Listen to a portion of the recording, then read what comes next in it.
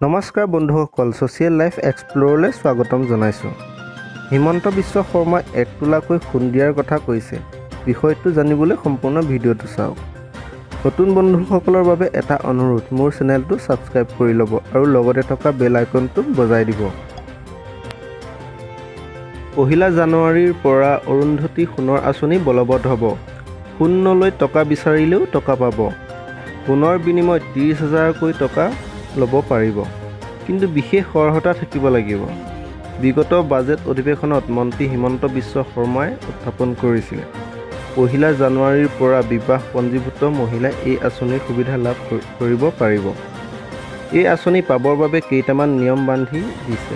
প্ৰথম নিয়মটো হৈছে কইনাৰ বয়স 18 বছৰ হ'ব লাগিব আৰু দৰাৰ বয়স 21 বছৰ হ'ব লাগিব। দ্বিতীয় নিয়মটো হৈছে দৰা কইনা মেট্ৰিক পাছ হ'ব লাগিব। আদিবাসী চাহ জনগোষ্ঠীৰ বাবে শিক্ষাগত অৰ্হতা প্ৰযোজ্য নহয়। তৃতীয় নিয়মটো হৈছে স্পেচিয়েল মেৰিজ এক্ট 1954 চনৰ মতে পঞ্জীয়ন হ'ব লাগিব। চতুৰ্থ নিয়মটো হৈছে সোণ কিনাৰ ৰচিদ জমা দিব লাগিব। পঞ্চম নিয়মটো হৈছে কইনা বা কইনাৰ পিতৃৰ বাৰ্ষিক আয় 5 লাখতকৈ বেছি হ'ব নালাগিব। ৰাজ্য চৰকাৰৰ এই আঁচনিয়ে অসমবাসীক নিশ্চিতভাৱে সকাহ দিব, কিন্তু এই আঁচনি সুচাৰুৰূপে ৰূপায়ণ কৰাত কিমান সফল হয় সেইটোহে লক্ষণীয় হ'ব।